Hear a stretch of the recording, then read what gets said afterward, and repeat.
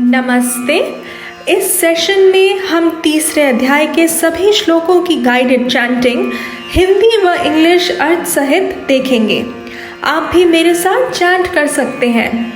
In this session, we will see the guided chanting of all the verses of chapter 3 along with their meanings in both Hindi and English. Feel free to chant along with me. अथा तृतीयोऽध्यायः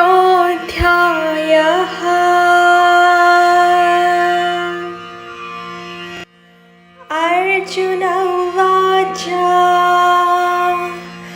जायसि चेत् कर्मणस्ते मता बुद्धिर्जनार्दन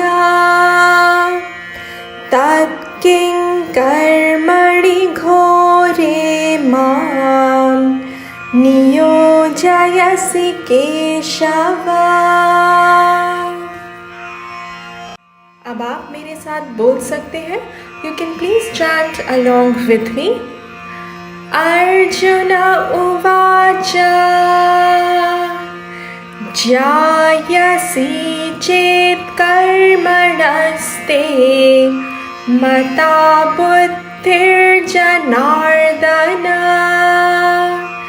tat kim karmani ghore mam नियोजयसि Keshav.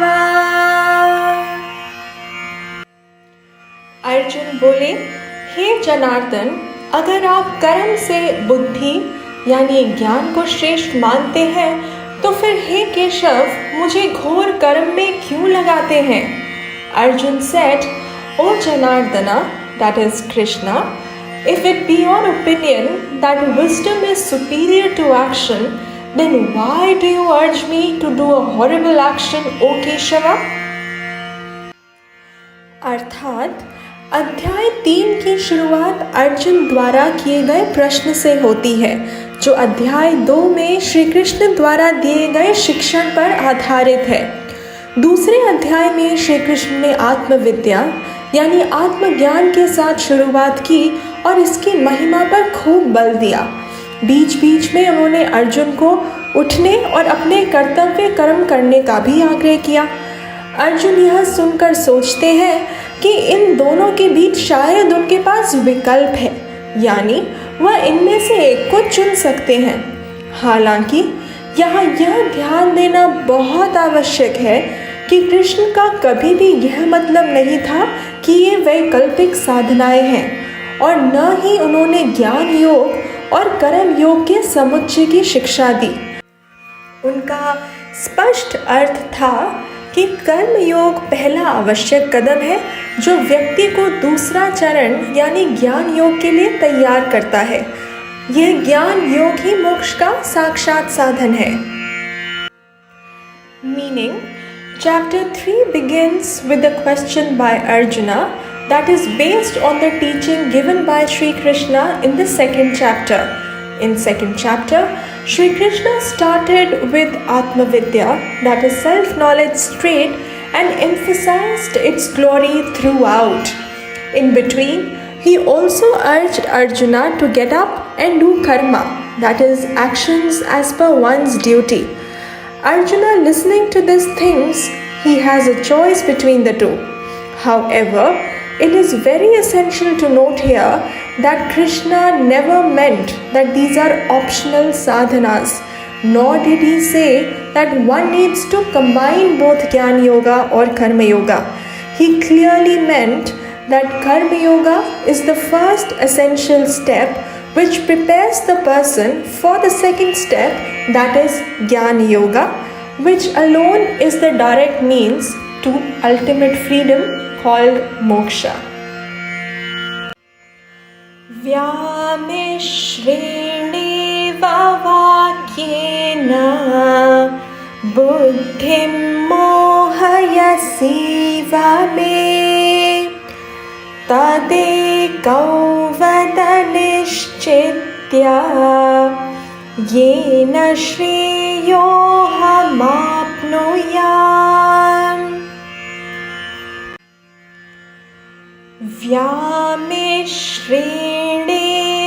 वाक्येन बुद्धिं मोहयसीव मे तदेकं वद निश्चित्य येन श्रेयोऽहमाप्नुयाम्।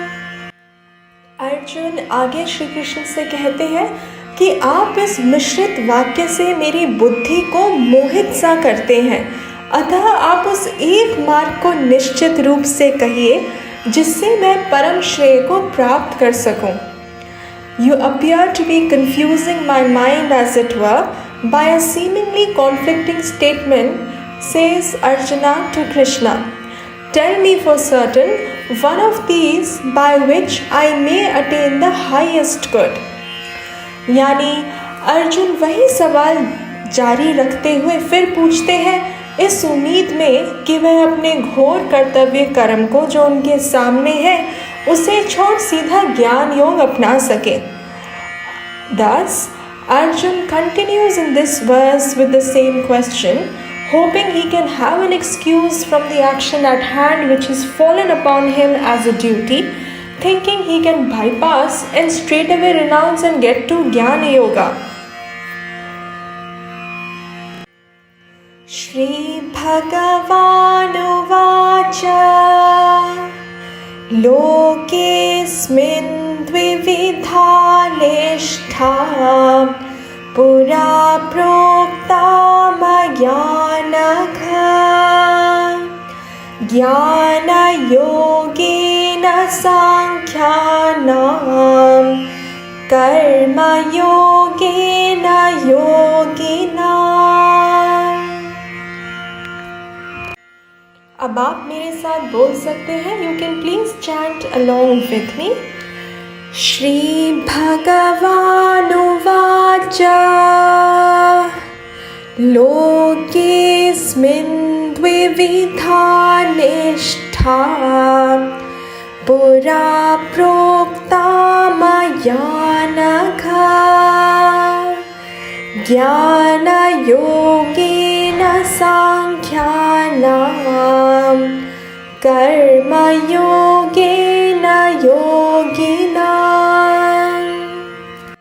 श्री भगवान ने कहा, हे अनघ यानी निष्पाप अर्जुन, इस श्लोक में दो प्रकार की निष्ठा मेरे द्वारा पहले कही गई है, ज्ञानियों की ज्ञान योग व योगियों की कर्म योग। श्री भगवान said, O sinless one, the twofold committed lifestyle in this world was told to me in the beginning, the pursuit of knowledge for the renunciates and the pursuit of action for those who pursue activity. Na karmanamanaarambhat naishkarmyam purushośnute na cha sannyassanadeva सिद्धिं समधिगच्छति। अब आप मेरे साथ बोल सकते हैं। You can please chant along with me. न कर्मणामनारम्भात् नैष्कर्म्यं पुरुषोऽश्नुते न च सन्न्यसनादेव सिद्धिं समधिगच्छति। मनुष्य न तो कर्मों का आरंभ किए बिना निष्कर्मता को प्राप्त होता है और न कर्मों के त्याग मात्र से सिद्धि को ही प्राप्त होता है। A person does not attain freedom from action by abstaining from action, nor does he attain fulfillment merely through renunciation. यानी यह ध्यान रखना बहुत महत्वपूर्ण है कि कर्म मार्ग और ज्ञान मार्ग मोक्ष सिद्धि के दो स्वतंत्र तरीके नहीं हैं, बल्कि एक ही मार्ग के दो आवश्यक चरण हैं और एक ही व्यक्ति के विकास के विभिन्न स्तरों को दर्शाते हैं। कर्म योग ज्ञान योग के बिना अधूरा है, जबकि ज्ञान योग कर्म योग के बिना असंभव है। यही सावधानी श्री कृष्ण इस श्लोक में देते हुए कह रहे हैं कि पहले कर्म योग की समझ से कार्य करना चाहिए, योग्यता प्राप्त कर उसके बाद ही अंतिम छोर को प्राप्त करने के लिए त्याग और ज्ञान योग का सहारा लेना चाहिए। इस अध्याय में अगले 43 श्लोकों में ज्ञान के लिए योग्यता प्राप्त करने हेतु कर्म योग को ही विस्तार से समझाया गया है। That means it is very important to note that Karma Marg and Gyan Marg are not two independent ways to reach moksha, but are the two essential stages of one and the same individual, signifying different levels of growth. Karma Yoga is incomplete without Jnana Yoga, while Jnana Yoga is impossible without Karma Yoga. This same caution Krishna is giving in the verse. He is giving us the warning that one cannot bypass any step. One must first act in the spirit of Karma Yoga, attain fitness, then only take to renunciation and Jnana Yoga to achieve the ultimate end. This chapter thus elaborately explains the first very essential step called Karma Yoga, that is the skill of doing the right actions, for gaining fitness for knowledge in next 43 verses. Nahi kaschit kshanamapi jatu tishthatya karma krit karyate yavashah karma sarvav prakrati jair gunaihi. अब आप मेरे साथ बोल सकते हैं। You can please chant along with मी। नहि कश्चित् क्षणमपि जातु तिष्ठत्य कर्म कृत् कार्यते ह्यवशः कर्म सर्वः प्रकृतिजैर्गुणैः। कोई भी मनुष्य किसी भी अवस्था में क्षण मात्र भी कर्म किए बिना नहीं रह सकता, क्योंकि प्रकृति के परवश हुए सब प्राणियों से प्रकृति जन्य गुण कर्म कराते हैं। Indeed, no one ever exists even for a second without performing actions, because everyone being dependent is made to perform actions by the three gunas, that is sattva, rajas and tamas, born out of prakriti.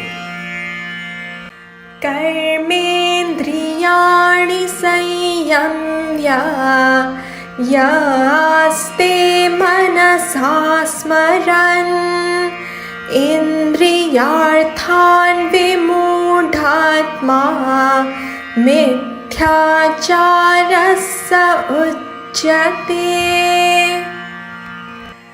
कर्मेन्द्रियाणि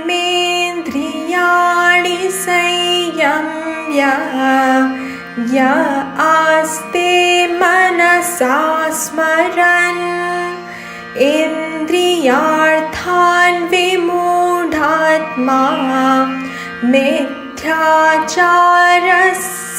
उच्यते। जो कर्म इंद्रियों को हठपूर्वक रोककर मन से इंद्रियों के विषयों का चिंतन करता है, वह मूढ़ बुद्धि वाला मनुष्य मिथ्याचारी यानी मिथ्या आचरण करने वाला कहलाता है। The one who after withdrawing the organs of action sits mentally recollecting the objects of senses, that one of the deluded mind is called a hypocrite. Yastvindriyani manasa नियम्यारभतेऽर्जुन कर्मेन्द्रियैः कर्मयोगम् असक्तः स विशिष्यते। यस्त्विन्द्रियाणि मनसा नियम्यारभतेऽर्जुन कर्मेन्द्रियैः कर्मयोगम् असक्तः स विशिष्यते। हे अर्जुन, जो मनुष्य मन से इंद्रियों पर नियंत्रण करके आसक्ति रहित होकर यानी निष्काम भाव से समस्त इंद्रियों के द्वारा कर्म योग का आचरण करता है वही श्रेष्ठ है। Whereas, O Arjuna, the one who controlling the sense organs with his mind and is unattached takes to the yoga of action, that is, the action performed with the yoga buddhi with the organs of actions is far superior. यहाँ फिर से श्री कृष्ण इंद्र निग्रह के महत्व और आसक्ति के मूल्य पर जोर दे रहे हैं। आसक्ति का मतलब उदासीनता नहीं है, इसका मतलब केवल ये समझना है कि हर वस्तु, व्यक्ति, परिस्थिति व जिंदगी के पड़ाव अपने उद्धार के जरिए मात्र है, अपने आप में एक पाने योग्य अंत या उद्देश्य नहीं। Here again, Shri Krishna is emphasizing on the importance of sense regulation and the value of detachment. Detachment does not mean indifference at all. It only means making everything in life a means for growth and not an end in itself, be it a person, thing or the stage in one's life. Niyatam kuru karmatvam karmajyayo hya karmanaha sharirayat त्रापिचते न प्रसिद्धेद कर्मणः। अब आप मेरे साथ बोल सकते हैं। You can please chant along with मी। नियतं कुरु कर्मत्वं कर्मज्यायो ह्यकर्मणः शरीरयात्रापि च ते न प्रसिद्धेद कर्मणः। तुम अपने नियत कर्तव्य कर्म को करो क्योंकि अकर्म से श्रेष्ठ कर्म है। तुम्हारे अकर्म से तुम्हारे शरीर का निर्वाह भी सिद्ध नहीं होगा। Do action that is to be done, for action is superior to inaction. And due to inaction, even the maintenance of your body will not be possible. अब इस श्लोक से यानी 8वें श्लोक से 20वें श्लोक तक श्री कृष्ण कर्म योग का अर्थ बताते हैं। अर्थात क्या है कर्म योग? कर्म योग का अर्थ है उचित दृष्टिकोण यानी भावना के साथ उचित कर्म को ही करना। वेद कर्मों को 3 प्रकारों में विभाजित करते हैं और ये है सात्विक कर्म, राजसिक कर्म और तामसिक कर्म। सात्विक कर्म वह होते हैं जिनमें लाभार्थी अधिकतम होते हैं व जोर कर्म के माध्यम से वास्तविक योगदान पर होता है, न कि बदले में कुछ पाने पर। राजसिक कर्म वह है जहाँ लाभार्थी अल्प होते हैं, कभी कभी तो केवल स्वयं कर्ता ही लाभार्थी होता है और कोई नहीं। और तामसिक कर्म वह होता है जो सभी के लिए हानिकारक है, यानी ऐसे कर्मों से किसी का भी भला नहीं होता। अब एक कर्म योगी सात्विक कर्मों को प्रोत्साहन देता है, राजसिक कर्म को कम करता है व तामसिक कर्मों से बचता है। सात्विक कर्म किस प्रकार के होते हैं और इन्हें कैसे करना चाहिए, यह हम आगे आने वाले श्लोकों में देखेंगे। Now from this verse, that is 8th verse to the 20th verse, Shri Krishna is going to explain the meaning of Karma Yoga as to what is Karma Yoga. Karma Yoga means proper action with proper attitude. Vedas divide karmas into 3 varieties, and these are Sattvic karmas, Rajasic karmas and Tamasic karmas. Sattvic karmas are those in which the beneficiaries of that action are maximum. That is, the emphasis is on genuine contribution through one's action and not on what one gets back in return. Also, here the beneficiaries are maximum and many. Rajasic action is where the beneficiaries are lesser and lesser, sometimes only the doer himself. And tamasic actions are the ones which is harmful for all.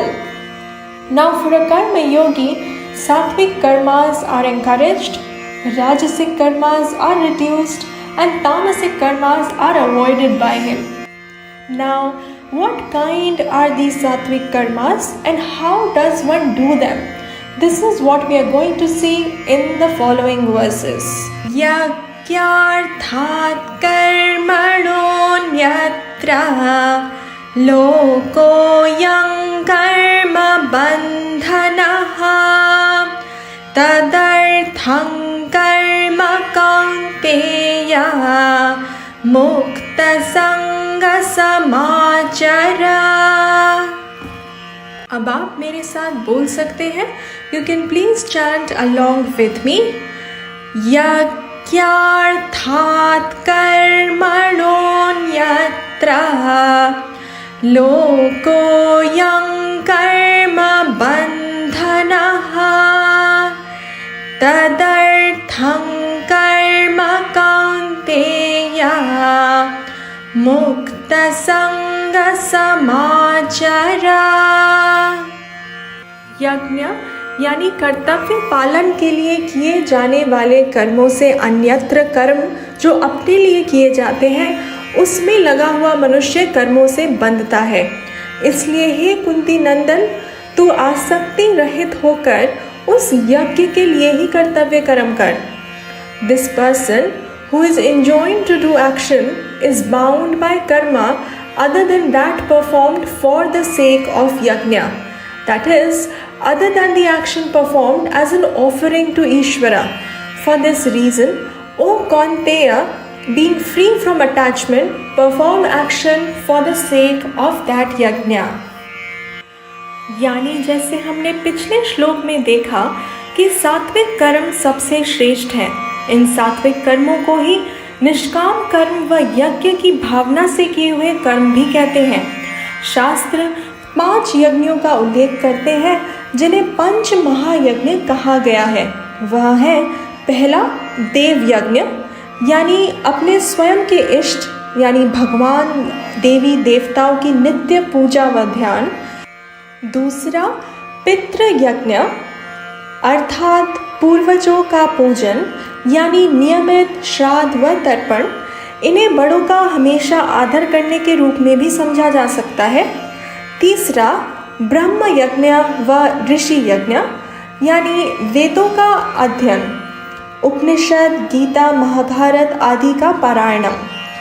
चौथा मनुष्य यज्ञ यानी अतिथि का सत्कार, गरीब को खाना खिलाना आदि वह मनुष्य के प्रति योगदान. पांचवा भूत यज्ञ यानी पशु पक्षी पेड़ आदि के प्रति योगदान, चाहे वो उनको नियमित रूप से भोजन खिलाने से हो या यह ध्यान रखकर हो कि हमारा कोई भी कर्म उनके लिए कभी हानिकारक ना हो. इन कर्मों को व सभी कर्मों को ईश्वर को अर्पण करने की भावना से करना व इन कर्मों का जैसा भी फल हो उसको प्रसाद रूप में ग्रहण करने को ही कर्मयोग कहा जाता है. Like we saw in the previous verse that the sattvic, that is contributory actions, are the superior most actions. These sattvic actions are also called nishkam karma and also the actions done in the spirit of yajna. Shastra gives out 5-fold contributory actions which are obligatory on every human being, and these are called Panch Mahayajnas, and they are: number 1, Deva Yajna, that is daily puja, remembrance and offering given to the one's chosen deity or god. Number 2, Pitra Yajna, that is regular tarpan, shraddh or offering to one's elders or ancestors. This can also be looked at taking care of elders and never disrespecting them. Number 3, Brahma or Rishi Yajna, that is regular recitation and chanting of Vedic texts, be it Gita, Upanishad or Prakarana Granthas like Ramayana or Mahabharata. 4th, Manushya Yajna, that is contributory actions towards fellow human beings like feeding the poor and helping someone in need, etc. Number 5 is Bhuta Yajna, which is contributory action towards animal, trees and environment at large, and to be at least careful of not undertaking any action that can potentially harm them. Doing these actions as well as all the other actions that one does, dedicating to Ishvara and fully accepting whatever the result comes out of these actions with prasad bhavna alone is called Karma Yoga.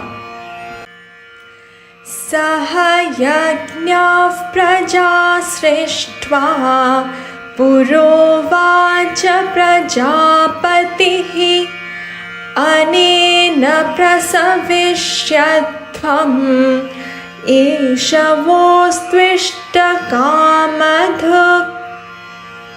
अब आप मेरे साथ बोल सकते हैं, you can please chant along with मी। सह यज्ञाः प्रजा सृष्ट्वा पुरोवाच प्रजापतिः अनेन प्रसविष्यत्वम् ईशवोस्त्विष्ट कामधुक्। प्रजापति सृष्टिकर्ता ने सृष्टि के आदि में यज्ञ सहित प्रजा का निर्माण कर कहा, इस यज्ञ द्वारा तुम वृद्धि को प्राप्त हो और ये यज्ञ तुम्हारे लिए इच्छित कामनाओं को पूर्ण करने वाला इष्ट कामधुक होए। In the beginning, the Creator, having created the human beings along with Yajna, said, by this Yajna shall you multiply. May this Yajna be a wish-fulfilling cow for you. Devan bhavayatanena te deva bhavayantu vaha parasparam bhavayantaha श्रेयः परमवाप्स्यथा। देवान् भावयतानेन ते देवा भावयन्तु वः परस्परं भावयन्तः श्रेयः परमवाप्स्यथा। तुम लोग इस यज्ञ द्वारा देवताओं की उन्नति करो और वह देवतागण तुम्हारी उन्नति करें। इस प्रकार परस्पर उन्नति करते हुए परम श्रेय को तुम प्राप्त होंगे। Nourish the deities with the yajna. May those deities nourish you. Nourishing one another, you shall gain the highest good, that is moksha. अर्थात कर्म योग यानी ईश्वर अर्पण बुद्धि व प्रसाद बुद्धि से किए हुए कर्म न केवल मोक्ष की योग्यता प्रदान करते हैं, बल्कि साथ ही धर्म, अर्थ व काम पुरुषार्थ की भी सिद्धि प्रदान करते हैं। That means actions done with the spirit and understanding of karma yoga, that is doing the actions dedicating to Bhagavan and receiving the results as prasad, one not merely gains the qualification for the highest, that is moksha, but also gains the security, material benefit and pleasures as sought by all along with it.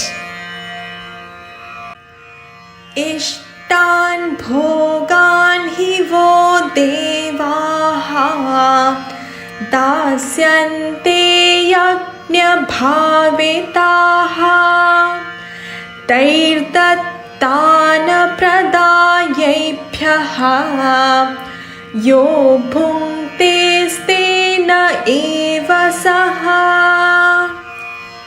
अब आप मेरे साथ बोल सकते हैं, you can please chant along with me.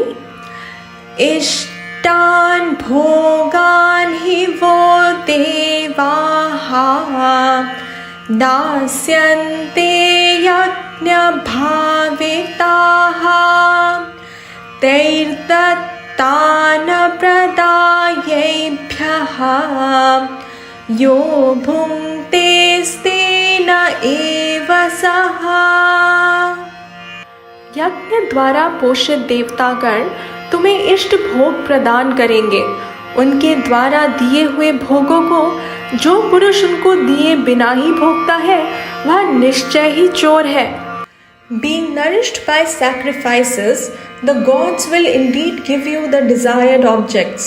He is certainly a thief who enjoys what has been given by them without offering these to them.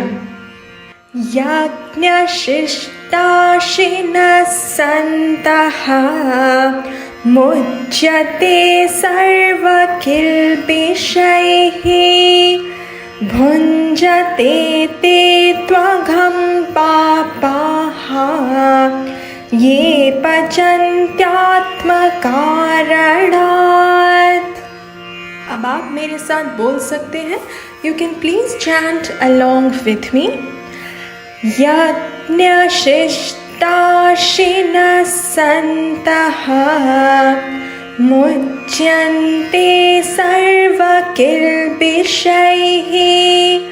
भुञ्जते ते त्वघं पापाः ये पचन्त्यात्मकारणात्।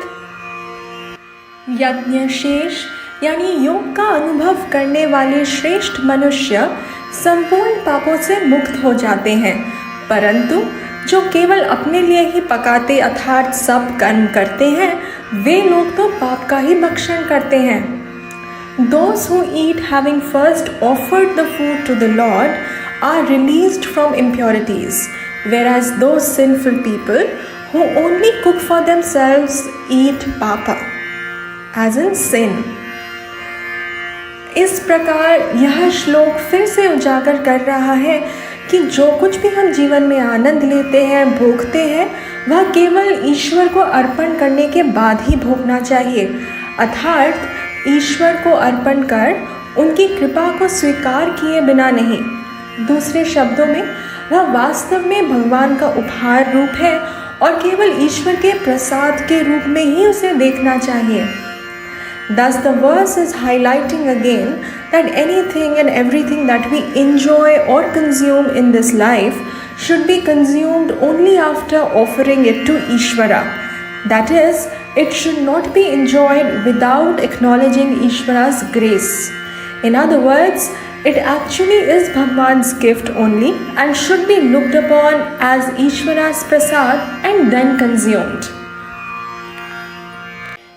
अन्नात् भवन्ति भूतानि पर्जन्यादन्न सम्भवः यज्ञात् भवति पर्जन्यः यज्ञः कर्म समुद्भवः।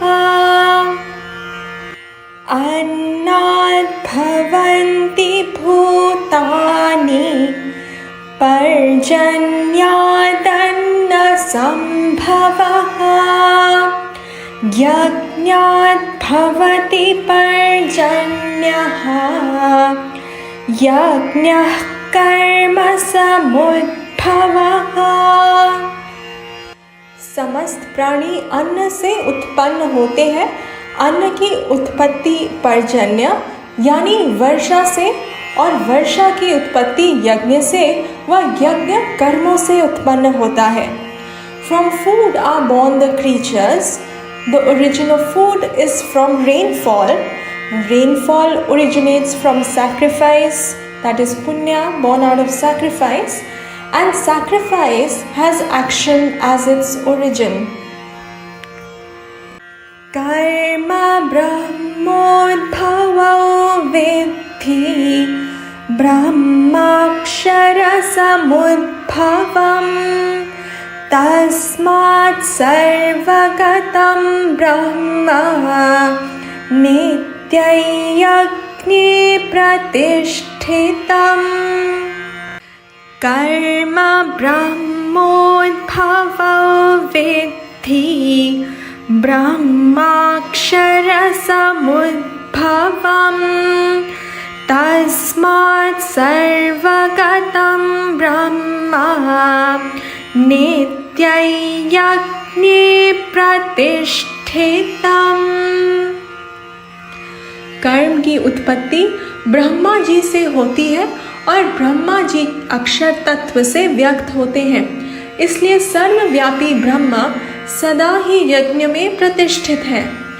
May you understand karma, that is ritual, prayers, etc., to be born of the Veda, and a Veda to be born of the imperishable Ishvara. Therefore, all pervasive Brahma, the Veda, always abides in yajna. अर्थात पिछले 2 श्लोकों में श्री कृष्ण ने कर्म योग को सृष्टि धर्म के रूप में दर्शाया है।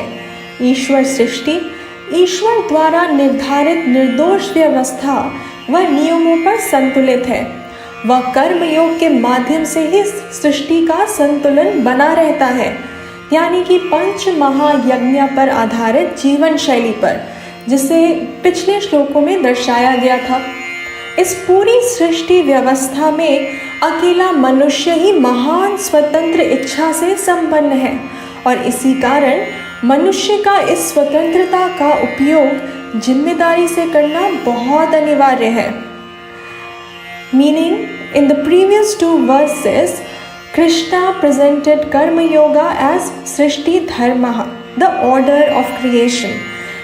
The Ishvara Srishti, as we see it, is balanced on the flawless laws ordained by Ishvara.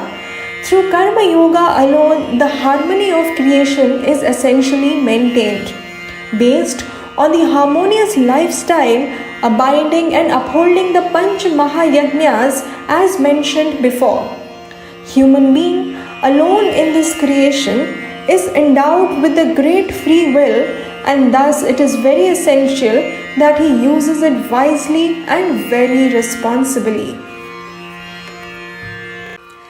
Evam pravartitam chakram nanuvartayati hayaha aghayurindriya ramaha mogham partha sajivati. Evam pravartitam chakram nanuvartayati hayaha aghayurindriya ramaha mogham partha sajivati. हे पार्थ, जो मनुष्य इस लोक में इस प्रकार परंपरा से प्रचलित सृष्टि चक्र के अनुसार नहीं चलता, वह इंद्रियों के द्वारा भोगों में रमण करने वाला अघायु यानी पापमय जीवन बिताने वाला मनुष्य संसार में व्यर्थ ही जीता है। A person who does not live here in this life according to the cosmic wheel that is already set in motion in this manner lives in sin, given only to the pleasures of the senses, lives wastefully. Yastvatmaratireva syat atmatriptascha manavaha atmanyeva cha santushtaha tasya karyam na vidyate. अब आप मेरे साथ बोल सकते हैं। You can please chant along with me. Yastvatmaratireva syat atmatriptascha manavaha atmanyeva cha santushtaha tasya karyam na vidyate. परंतु जो मनुष्य आत्मा यानी अपने आत्मा स्वरूप में ही रमने वाला, आत्मा में ही तृप्त तथा आत्मा में ही संतुष्ट हो, उसके लिए कोई कर्तव्य नहीं रहता. But that man who rejoices only in the self and is satisfied with the self and is contented only in the self, for him there is no duty to perform. अर्थात इस श्लोक में व अगले श्लोक में श्री कृष्ण कर्म योग के लाभ को दर्शा रहे हैं. जैसे कि पहले जोर दिया गया है कि कर्मयोग एक अनिवार्य प्रारंभिक कदम है जो व्यक्ति को आत्मज्ञान यानी ज्ञान योग के लिए तैयार करता है, जो व्यक्ति को आंतरिक स्वतंत्रता व पूर्ण स्वतंत्रता की खोज की ओर ले जाता है, और ऐसे ज्ञानी के लिए इसके बाद करने योग्य कुछ भी श्रेष्ठ नहीं रह जाता। So here and in the next verse, Shri Krishna is talking about the benefit of Karma Yoga. As emphasized before, Karma Yoga, being an essential preparatory step, prepares the person for self-knowledge, that is Jnana Yoga, which leads to the person discovering inner independence and absolute freedom. Thereafter, there is nothing that gets remained for such a one to do. Naiva tasya krite narthaha na krite neha kaschana na chasya sarva bhuteshu kaschidhartha vyapashayaha.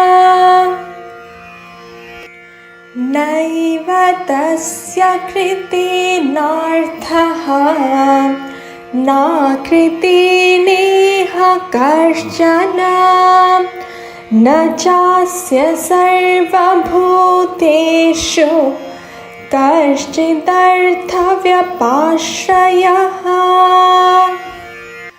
इस जगत में उस पुरुष का कृत और अकृत से कोई प्रयोजन नहीं है, और न ही वह किसी वस्तु के लिए भूत मात्र पर आश्रित होता है.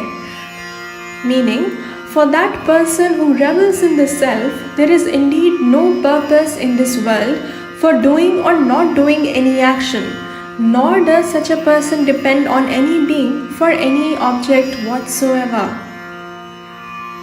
Tasmadasakta satatam karyam karma samachara asakto yacharan karma paramapnoti purushaha.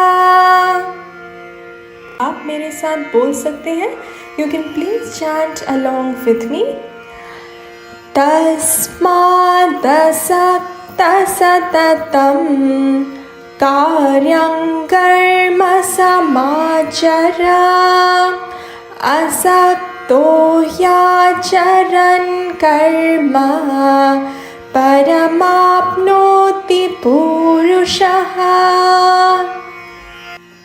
इसलिए तुम अनासक्त होकर सदैव कर्तव्य कर्म का सम्यक आचरण करो, क्योंकि अनासक्त पुरुष कर्म करता हुआ परमात्मा यानी अपने स्वयं के स्वरूप को प्राप्त करता है. Therefore, remaining unattached, always perform the obligatory duty, for by performing one's duty without attachment, the person attains the highest. कर्मणैव हि संसिद्धिम् आस्थिता जनकादयः लोकसंग्रहमेवापि सम्पश्यन् कर्तुमर्हसि. अब आप मेरे साथ बोल सकते हैं. You can please chant along with me. कर्मणैव हि संसिद्धिम् आस्थिता जनकादयः लोकसंग्रहमेवापि सम्पश्यन् कर्तुमर्हसि. जनक आदि ज्ञानी जन भी कर्म द्वारा ही समसिद्धि को प्राप्त हुए हैं. वह लोक संग्रह यानी लोक रक्षण को भी देखते हुए तुम्हें निष्काम भाव से कर्म करना चाहिए. For Janaka and others strove to liberation through action itself. You ought to perform your duties, keeping also in view the prevention of the mankind from going astray. Yadyatacharati shresthaha tattadevitaro janaha sayat प्रमाणं कुरुते लोकस्तदनुवर्तते। अब आप मेरे साथ बोल सकते हैं। You can please chant along with me. यद्यदाचरति श्रेष्ठः तत्तदेवेतरो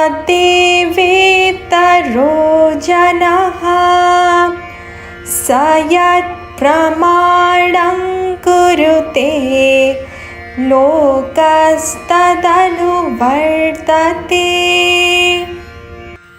श्रेष्ठ पुरुष जैसा आचरण करता है अन्य लोग भी वैसा ही अनुकरण करते हैं। वह पुरुष जो कुछ प्रमाण कर देता है लोग भी उसका ही अनुसरण करते हैं। Whatever a superior person does, another person does that very thing. Whatever this person sets as proper, an ordinary person follows that. न मे पार्थास्ति कर्तव्यं त्रिषु लोकेषु किंचन नानवाप्तमवाप्तव्यं वर्त एव च कर्मणि। न मे पार्थास्ति कर्तव्यं त्रिषु लोकेषु किंचन नानवाप्तमवाप्तव्यं वर्त एव च कर्मणि। हे पार्थ, मुझे तीनों लोकों में न तो कुछ कर्तव्य है और न कोई प्राप्त करने योग्य वस्तु अप्राप्त है, फिर भी मैं कर्तव्य कर्म में ही लगा रहता हूँ। In all the three worlds, O Partha, there is no duty whatsoever for me to fulfill. Nothing remains unachieved or to be achieved, yet I am engaged in action always. यदि ह्यहं न वर्तेयं जातु कर्मण्यतन्द्रितः मम वर्त्मानुवर्तन्ते मनुष्याः पार्थ सर्वशः। यदि ह्यहं न वर्तेयं जातु कर्मण्यतन्द्रितः मम वर्त्मानुवर्तन्ते मनुष्याः पार्थ सर्वशः। यदि मैं सावधान हुआ कदाचित कर्म में न लगा रहूं तो हे पार्थ सब प्रकार से मनुष्य मेरे मार्ग का अनुसरण करेंगे। Meaning, For O Partha, if at any time I do not continue vigilantly in action, men will follow my path in every way, says Krishna. Utsideyurime lokaha na kuryam karma chedaham sankarasya cha kartasyam उपहन्यामि माः प्रजाः। उत्सीदेयुरिमे लोकाः न कुर्यां कर्म चेदहं संकरस्य च कर्तास्याम् उपहन्यामि माः प्रजाः। यदि मैं कर्म न करूं तो ये समस्त लोग नष्ट हो जाएंगे और मैं वर्ण संकर का कर्ता तथा इस प्रजा का हनन करने वाला कहलाऊंगा। These worlds will be ruined if I do not perform action, and I shall become the agent of confusion in the society and shall be destroying these beings. अर्थात इन श्लोकों में श्री कृष्ण और भी तर्क देते हुए अर्जुन के माध्यम से हम सभी को यही समझाने का प्रयास कर रहे हैं कि कर्तव्य कर्म चाहे कठिन हो या सहज, उन्हें न करने का विकल्प कभी नहीं लेना चाहिए। Meaning, In the verses above, Sri Krishna is educating all of us through the medium of Arjuna by giving further arguments emphasizing the need to always abide in the obligatory actions without fail, irrespective of them being difficult or easy. Saktah karmanya vidvansah yatha kurvanti bharata kuryat vidvans tatha saktah चिकीर्षुर्लोक संग्रहम। अब आप मेरे साथ बोल सकते हैं। You can please chant along with me. सक्ताः कर्मण्य विद्वांसः यथा कुर्वन्ति भारत कुर्याद्विद्वांस्तथा सक्तम् चिकीर्षुर्लोक संग्रहम्। हे भारत, कर्म में आसक्त हुए अज्ञानी जन जैसे कर्म करते हैं वैसे ही विद्वान पुरुष अनासक्त होकर लोक संग्रह यानी लोक कल्याण की इच्छा से कर्म करता है। ओ Bharat, just as the unwise who are unattached to the results perform actions, so too would the wise perform actions without attachment, desirous of doing that which is for the protection of the people. अर्थात इस श्लोक में श्री कृष्ण एक ज्ञानी व अज्ञानी पुरुष के कर्म करने के उद्देश्य के भेद को दर्शा रहे हैं।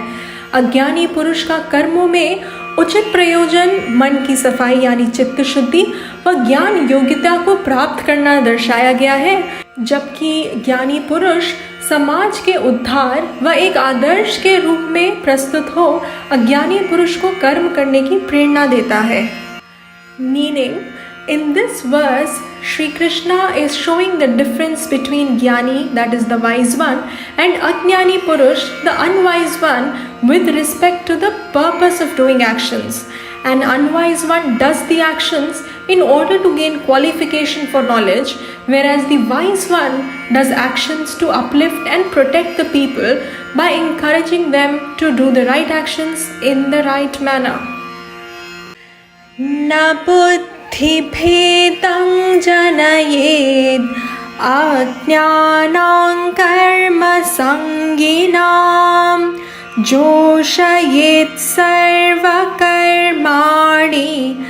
विद्वान् युक्तसमाचरन्। न बुद्धिभेदं जनयेद् अज्ञानां कर्मसङ्गिनां जोषयेत् सर्वकर्माणि विद्वान् युक्तसमाचरन्। ज्ञानी पुरुष कर्मों में आसक्त अज्ञानियों की बुद्धि में भ्रम उत्पन्न न करते हुए स्वयं भक्ति से युक्त होकर कर्मों का सम्यक आचरण कर उन्हें भी कर्म करने के लिए प्रेरित करता है। द ज्ञानी, that is the wise one, should not create any disturbance in the understanding of the ignorant ones who are attached to the results of the action. The wise person, steadfast in the knowledge, himself performing all the actions well, should encourage the ignorant one into performing all the actions. Prakriti kriyamani गुणैः कर्माणि सर्वशः अहंकार विमूढात्मा कर्ताहमिति मन्यते। प्रकृतिः क्रियमाणानि गुणैः कर्माणि सर्वशः अहंकार विमूढात्मा कर्ताहमिति मन्यते। संपूर्ण कर्म प्रकृति के गुणों द्वारा किए जाते हैं। अहंकार से मोहित हुआ पुरुष मैं करता हूँ ऐसा मान लेता है। While actions are being done in every way by the gunas of nature, that is the body, mind, and the senses, the one who is deluded by egoism, that is the I notion, thinks thus that I am the doer. अब इस श्लोक को समझने के लिए यह समझना अत्यंत आवश्यक है कि शास्त्र दृष्टि में प्रत्येक व्यक्ति को अहंकार यानी शरीर, मन, बुद्धि से जुड़ा हुआ मैं वह सत्य आत्मा का मिश्रण कहा गया है। यह शरीर, मन, बुद्धि से जुड़ा अहंकार शरीर आदि द्वारा किए कर्मों को मैंने किया ऐसा मान लेता है, जबकि वास्तव में स्वरूपतः तो वह सदैव ही अकर्ता व अभोक्ता है। अज्ञानी पुरुष इस सच को न जानते हुए कर्मों से बंध जाता है। इस बंधन से मुक्ति के उपाय के पहले कदम को ही कर्मयोग कहा गया है, जिसमें हर कर्म ईश्वर को अर्पण करके किया जाता है, वह भोग की इच्छा से नहीं। वह जो भी फल आता है उसे प्रसाद भाव से ही ग्रहण किया जाता है। Thus, to understand this verse, it is very important to know that in the vision of Shastra, it is as if every individual is a mixture of ahankara, that is the I notion identified with body, mind and sense complex, and the Satya Atma. This ahankar being identified with body, mind, sense complex arrogates all the actions done by the body etc. to be done by him, whereas in reality, he is essentially never a doer, nor a sufferer or enjoyer by his very nature. Thus, an unwise one, not knowing this truth about himself, gets bound by these actions. Now, Karma Yoga alone is the first step towards regaining this freedom back, wherein every action is done dedicated to Ishwar, and the results also are looked upon as prasad from Ishvara. तत्त्ववित्तु महाबाहो गुणकर्म विभागयोः गुणागुणेषु वर्तन्ते इति मत्वा न सञ्जते। तत्त्ववित्तु महाबाहो गुणकर्म विभागयोः गुणागुणेषु वर्तन्ते इति मत्वा न सञ्जते। परंतु हे महाबाहो, गुण और कर्म के विभाग के सत्य को जानने वाला ज्ञानी पुरुष यह जानकर कि गुण गुणों में बरतते हैं, कर्म में आसक्त नहीं होता। Whereas, O Arjuna, the knower of the truth, knowing the distinction between the body, mind, sense complex and action, knowing that the senses, mind and the organs of action engage themselves with reference to their respective objects alone, is not bound. अर्थात जैसे कि पिछले श्लोक में भी दर्शाया गया कि एक तत्वदर्शी यानी ज्ञानी पुरुष अपने स्वरूप को निर्लिप्त जानकर यह जान लेता है कि शरीर, मन व इंद्रियां अपने गुणों से विषयों में संचलित होते हैं। वह इसलिए वो कर्म तो जरूर करता हुआ सा दिखता है, पर कभी भी उन कर्मों से बंधता नहीं है। So just like as shown in the previous verse, this verse tells that the Tattvadarshi, that means the wise one, after having known the truth about himself, realizes that it is the body, mind and sense organs alone that engage in their respective objects, not himself. And that is why, while apparently he is seen doing actions, he never gets deluded with the thinking that I am the doer and never gets bound by those actions ever too. प्रकृतिर्गुणसम्मूढाः सज्जन्ते गुणकर्मसु तान् कृत्स्नविदो मन्दान् कृत्स्नविन्न विचालयेत्। अब आप मेरे साथ बोल सकते हैं। You can please chant along with me. प्रकृतेर्गुणसम्मूढाः सज्जन्ते गुणकर्मसु तान् कृत्स्नविदो मन्दान् कृत्स्नविन्न विचालयेत्। प्रकृति के गुणों से मोहित हुए पुरुष गुण और कर्म में आसक्त होते हैं। उन अपूर्ण ज्ञान वाले मंद बुद्धि पुरुषों को पूर्ण ज्ञानी पुरुष विचलित नहीं करते। Those who are wholly deluded by the gunas of nature become attached to the activities of the gunas. The knower of the self should not disturb those who do not know the self, who do not discriminate. Mayi sarvani karmani sannyasyadhyatma chetasa निराशीर्निर्ममो भूत्वा युध्यस्व विगतज्वरः। मयि सर्वाणि कर्माणि सन्न्यस्याध्यात्मचेतसा निराशीर्निर्ममो भूत्वा युध्यस्व विगतज्वरः। तो विवेक बुद्धि के द्वारा संपूर्ण कर्तव्य कर्मों को मेरे अर्पण करके कामना, ममता और संताप रहित होकर युद्ध रूप कर्तव्य कर्म को कर। Renouncing all actions unto me with a mind that is discriminating, devoid of expectations for the future and any sense of mindness, without any anger or frustration whatsoever, fight, tells Krishna to Arjuna.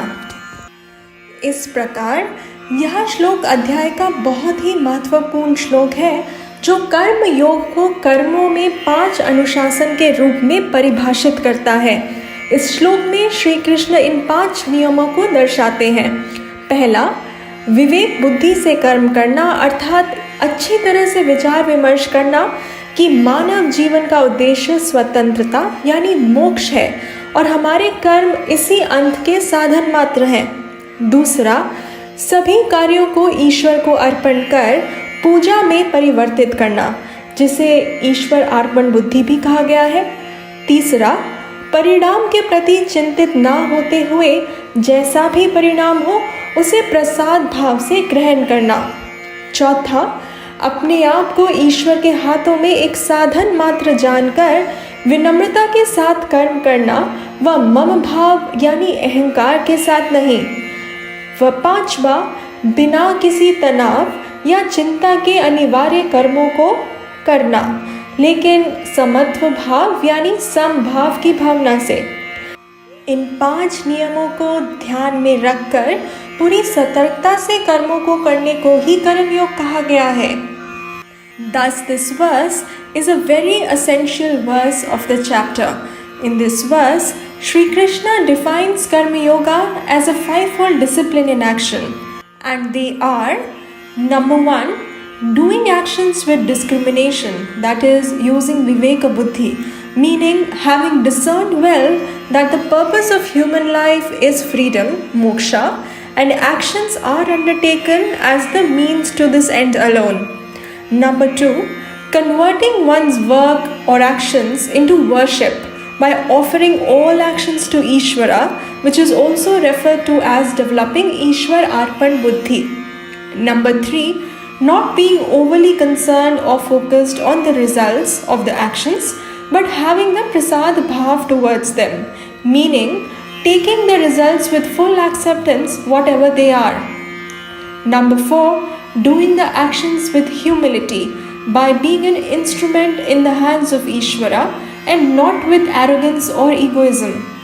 Number 5, doing the obligatory actions without any tension or anxiety but with a sense of samatva bhav, that is equanimity. Righteous actions done abiding in this 5-fold discipline alone is said to be Karma Yoga. Ye me मतमिदन्नित्यम् अनुतिष्ठन्ति मानवाः श्रद्धावन्तो न सूयन्तः मुच्यन्ते तेऽपि कर्मभिः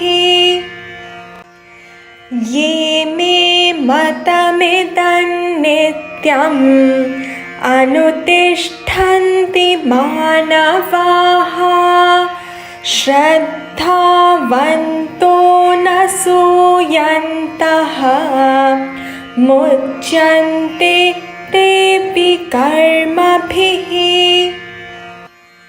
जो मनुष्य दोष दृष्टि से रहित होकर श्रद्धा पूर्वक मेरे इस पूर्व श्लोक में वर्णित मत का सदा अनुसरण करते हैं, वे भी कर्मों के बंधन से मुक्त हो जाते हैं। Those people who constantly follow the teaching of mine full of faith without finding fault with the teacher and the teaching, they too are released from the karam phalas, that is, they are freed from the hold of the results of the actions and gain moksha. Ye tve tadabhyasuyantah nanutishtanti me matam sarvajnana-vimudham stan viddhi nashtana chetasaha ye tve tadabhyasuyantah nanutishtanti me matam sarvajnana-vimudham stan viddhi nashtana chetasaha। परंतु जो मनुष्य मेरे इस मत में दोष दृष्टि करते हुए इसका अनुष्ठान नहीं करते, उन संपूर्ण ज्ञानों में मोहित और अविवेकी मनुष्यों को नष्ट हुआ ही समझो। But those finding fault where there is none, that is, those who do not follow my teachings, who are deluded about all knowledge and who are devoid of discrimination, know them to have gone to ruin. Sadrisham cheshtate swasyaha prakriti jnanavanapi prakritim yanti bhutani nigrahah kinkarishyati। sadrisham cheshtate swasyaha prakriti jnanavanapi prakritim yanti bhutani nigrahah किंकरिष्यति। संपूर्ण प्राणी प्रकृति को प्राप्त होते हैं। ज्ञानी महापुरुष भी अपनी प्रकृति के अनुसार चेष्टा करता है, फिर इसमें किसी का हठ क्या करेगा। Even a man of wisdom behaves according to his own nature. All beings follow their own nature. Of what use is control? इन्द्रियस्येन्द्रियस्यार्थे रागद्वेषौ व्यवस्थितौ तयोर्नवशमागच्छेत् तौ ह्यस्य परिपन्थिनौ। इन्द्रियस्येन्द्रियस्यार्थे रागद्वेषौ व्यवस्थितौ तयोर्नवशमागच्छेत् तौ ह्यस्य परिपन्थिनौ।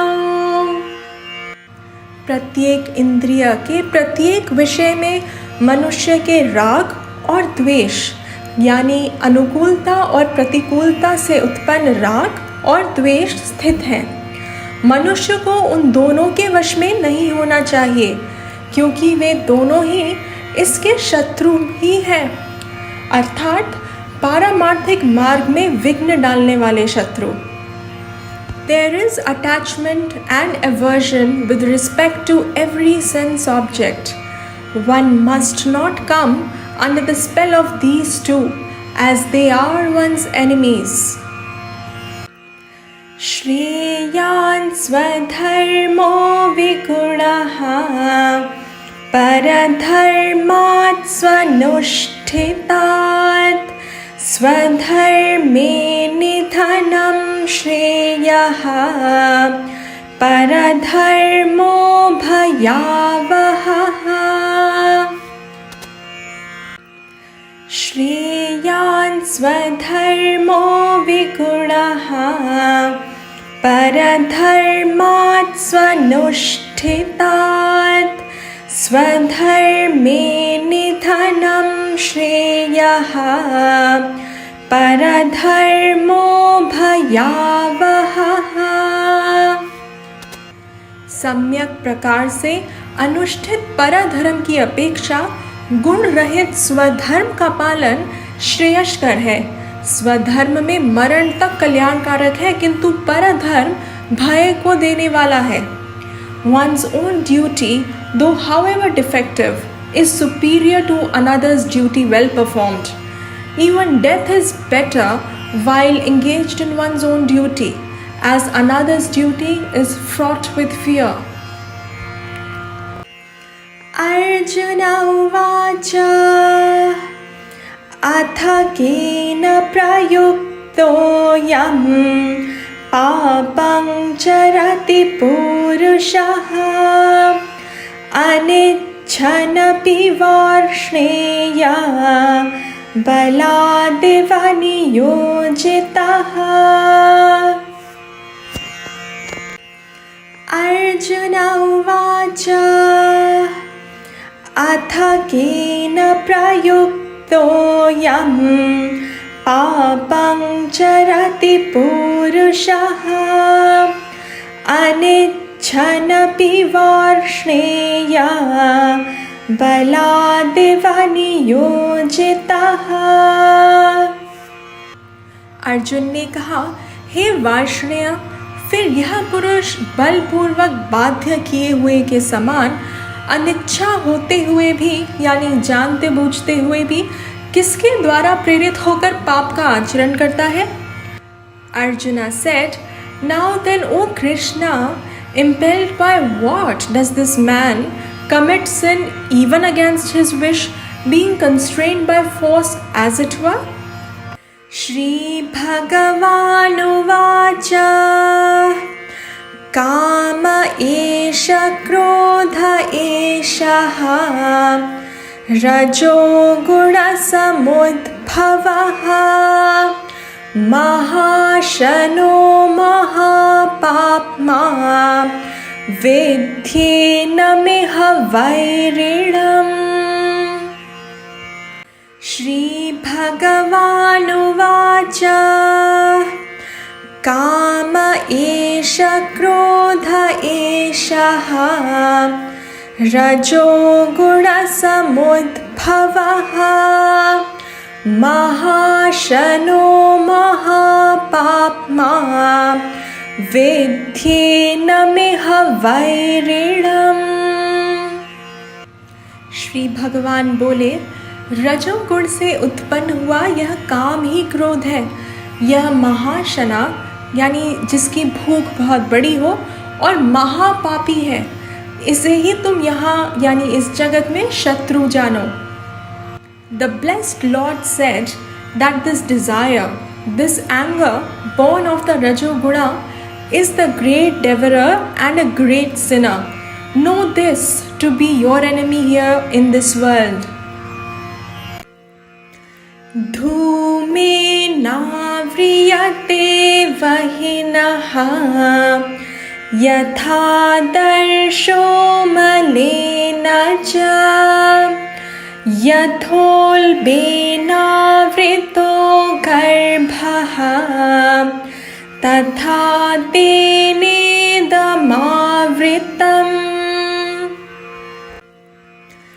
धूमेनाव्रियते वह्निः यथा दर्शो च यथोल्बेनावृतो गर्भः तथा तेनेदमावृतम्। जैसे धुएं से अग्नि और धूलि से दर्पण ढक जाता है तथा जैसे भ्रूण गर्भाशय से ढका रहता है, ऐसे ही उस काम के द्वारा यह ज्ञान यानी विवेक ढका हुआ है। Just as fire is covered by cloud of smoke, just as the mirror is covered by dirt, and as the fetus is covered by the womb, so too knowledge is covered by desire. आवृतं ज्ञानमेतेन ज्ञानिनो नित्यवैरिणा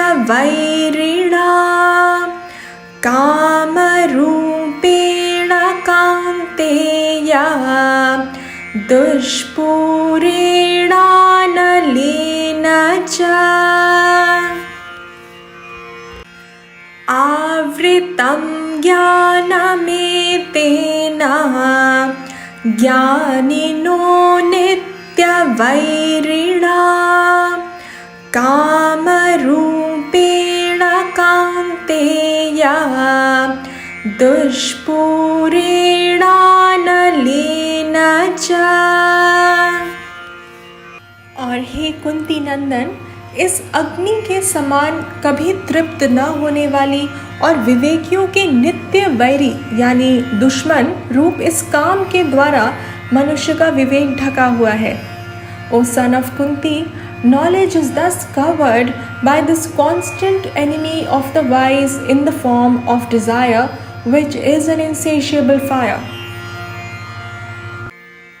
Indriyani mano buddhihi अस्याधिष्ठानमुच्यते एतैर्विमोहयत्येषः ज्ञानमावृत्य देहिनम्।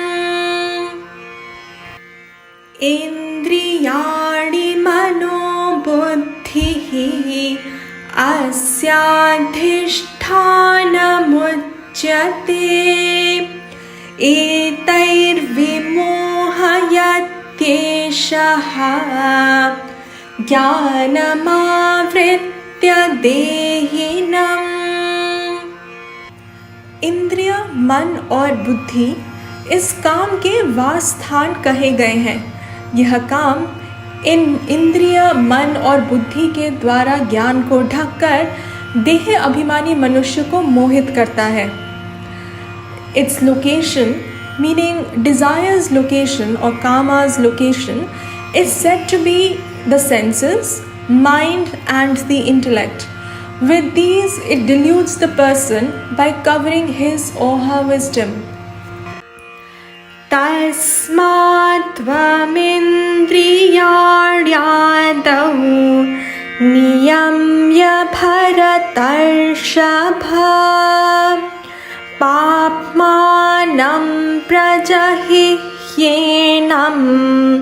ज्ञानविज्ञाननाशनम्।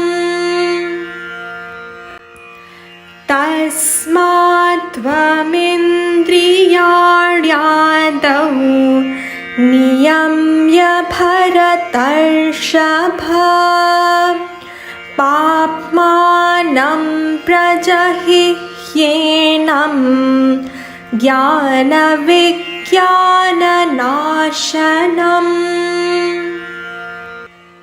इसलिए हे अर्जुन, तुम पहले इंद्रियों को वश में करके ज्ञान और विज्ञान के नाशक इस काम रूप पापी को नष्ट करो। Therefore, O Arjuna, controlling senses at the very onset, destroy indeed this sinner, the destroyer of knowledge and wisdom.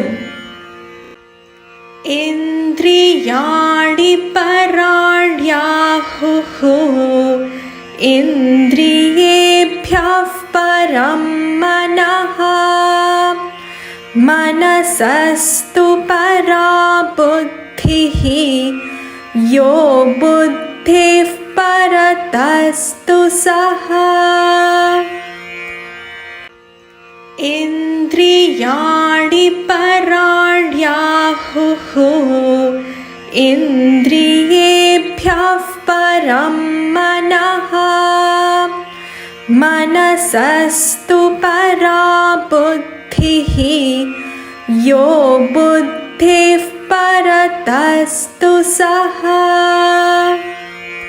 अर्थात शरीर से परे यानी शरीर से श्रेष्ठ इंद्रियां कही जाती हैं, इंद्रियों से श्रेष्ठ मन है और मन से भी श्रेष्ठ यानी परे बुद्धि है, और जो बुद्धि से भी परे यानी बुद्धि से भी श्रेष्ठ है वह है आत्मा। They say that the organs are superior to the gross body. The mind is superior to the sense organs, but the intellect is superior to the mind. However, the one who is superior to the intellect as well is he, the Atma. Evam buddhih param buddhva संस्तभ्यात्मानमात्मना जहि शत्रुं महाबाहो कामरूपं दुरासदम् एवं बुद्धिः परं बुद्ध्वा संस्तभ्यात्मानमात्मना जहि शत्रुं महाबाहो कामरूपं दुरासदम्।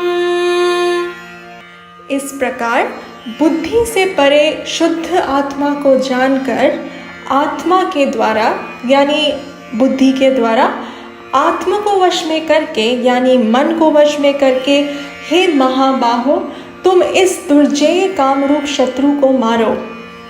ओ arjuna, knowing that which is superior to intellect in this way, having made the mind steady with the buddhi, destroy the enemy that is in the form of desire, that is which is so difficult to understand. इस प्रकार इस अध्याय में श्री कृष्ण हमें कर्म योग के महत्व व अर्थ को ज्ञान योग के लिए खुद को तैयार करने के लिए आवश्यक पहले कदम के रूप में दर्शा रहे हैं।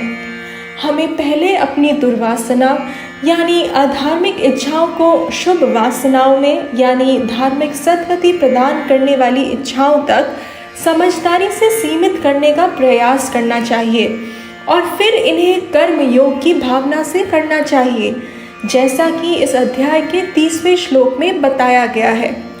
इस प्रकार 30वें श्लोक को इस अध्याय का सारांश श्लोक भी कहा जा सकता है, जो हमें यज्ञ की भावना से कर्म करने का 5 रूपी कौशल प्रदान करता है, जिसे ही कर्मयोग कहा गया है।